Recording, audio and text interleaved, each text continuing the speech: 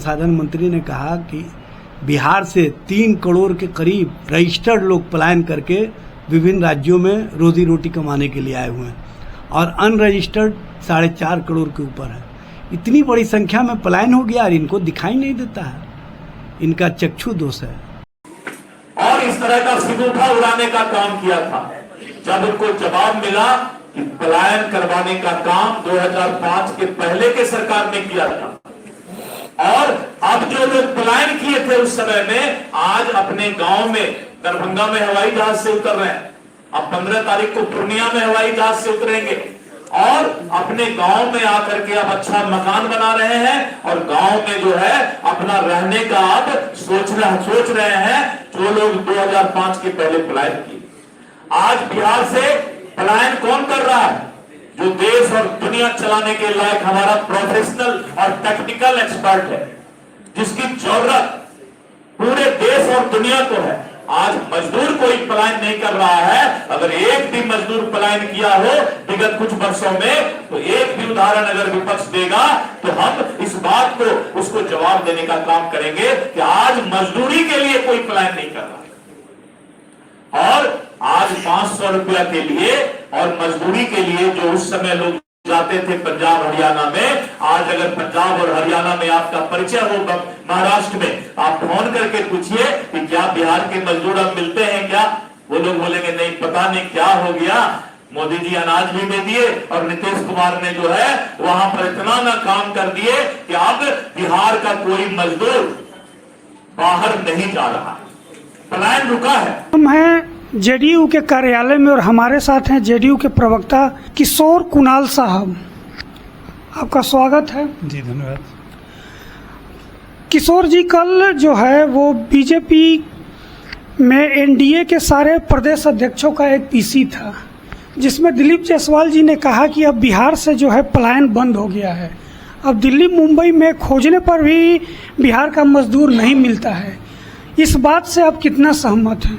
देखिए, पलायन एक संस्थागत प्रक्रिया है और ये 400 साल पहले उठाई है और अगले 40 साल तक ये एक ज़रूरत की चीज़ है और लोग अपनी बेहतरी के लिए एक जगह से दूसरी जगह रोज़गार के लिए, नौकरी के लिए, व्यवसाय के लिए, शिक्षा के लिए जाते रहे और इसे मजबूरी का पलायन नहीं माना जाना चाहिए। आज से 200 साल पहले भी लोग अलग अलग देश में जाकर काम किए थे और अभी देखेंगे कुछ वर्षों की बात करें तो बिहारी अनेक राज्यों में, अनेक देशों में काम कर रहे हैं और ये अपनी बेहतरी के लिए कर रहे हैं। तो इसे पलायन को मजबूरी का पलायन नहीं माना जाए और जिस पलायन को नकारात्मकता के साथ लोग लेते हैं इसे सकारात्मकता के साथ लेने की जरूरत है।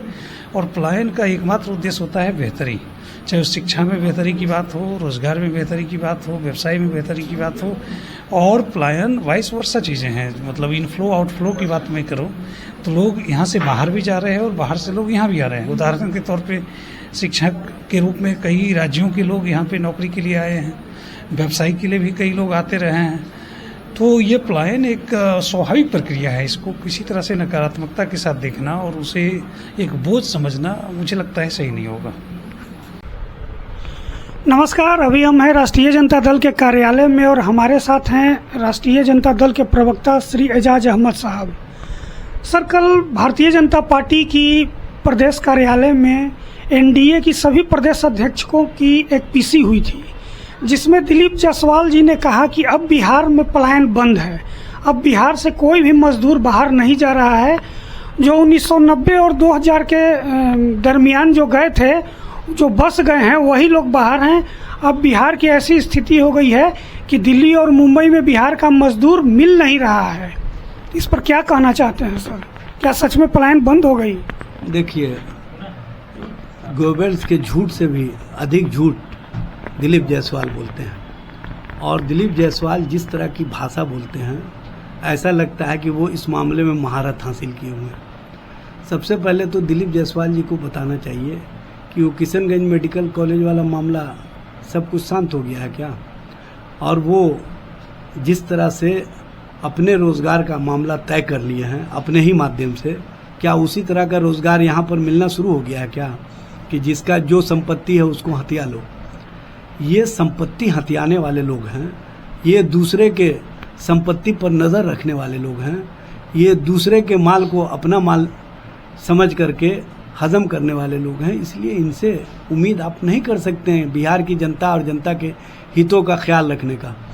बिहार में जिस तरह से पलायन की स्थिति है, दिलीप जायसवाल जी को देख लेना चाहिए राज्यसभा का उस प्रोसीडिंग को, जिसमें हमारे सांसद राज्यसभा संजय यादव जी ने सवाल किया, तो श्रम संसाधन मंत्री ने कहा कि बिहार से 3 करोड़ के करीब रजिस्टर्ड लोग पलायन करके विभिन्न राज्यों में रोजी रोटी कमाने के लिए आए हुए हैं और अनरजिस्टर्ड 4.5 करोड़ के ऊपर है। इतनी बड़ी संख्या में पलायन हो गया और इनको दिखाई नहीं देता है। इनका चक्षु दोष है, इनको इलाज करवाना चाहिए अपने ही मेडिकल कॉलेज में। वहाँ पर बढ़िया अगर आँख का डॉक्टर नहीं रखे हुए हैं तो आँख के डॉक्टर को बुला करके इलाज करवा लेना चाहिए। इस तरह की राजनीति, बेशर्मी के हद पर उतर जाना, ये शोभा नहीं देता है। भारतीय जनता पार्टी के नेता, ये बात सही है कि सब लोग अपने आप में निपुण हो गए हैं और सबको अपना अपना रोजगार मिल गया है, लेकिन बिहार की जनता का रोजगार छीन रहा है, बिहार की जनता पलायन कर रही है, बिहार की जनता को मुंबई में पिटाई पड़ रहा है, तो वो दिखाई नहीं दे रहा है। इसी से समझ में आता है कि बिहार और बिहार के लोगों के हितों के प्रति, बिहार के लोगों के रोजगार और नौकरी के प्रति जो बिहार में डबल इंजन सरकार है वो गंभीर नहीं है। और गंभीरता नहीं होने के कारण ही इस तरह की स्थिति और परिस्थिति के निर्माण के बावजूद, केंद्रीय मंत्री के स्वीकार्यता के बावजूद भी भारतीय जनता पार्टी के नेता स्वीकार नहीं कर रहे हैं, तो ये उनका दोष है। और उनके इस तरह के वक्तव्य से ये भी स्पष्ट होता है कि बिहार और बिहार के लोग जिस तरह की स्थिति और परिस्थिति को कोविड के कार्यकाल में झेले हैं, और कोविड के कार्यकाल में जब लोग पैदल चल करके दिल्ली से, मुंबई से, गुजरात से, हरियाणा से, पंजाब से आ रहे थे, सैकड़ों मील पैदल चल करके लोगों की कितने की मौत हो गई, वो संवेदना भी इनकी नहीं दिखी। और उस समय इन लोगों ने रेलवे का भाड़ा बढ़ाने का काम किया था। ये आपदा में अवसर तलाश करने वाले लोग हैं, इसीलिए इनको जो लोग आपदा में हैं वो दिखाई नहीं देते हैं, क्योंकि इनको तो अवसर चाहिए और अवसर लूटने वाले लोग सत्ता में बैठ गए हैं, जिसके कारण केंद्र से भी नौकरी और रोजगार नहीं मिल रहा, बिहार से भी नहीं मिल रहा है। हाँ, जुमले का गोली जरूर मिल रहा है।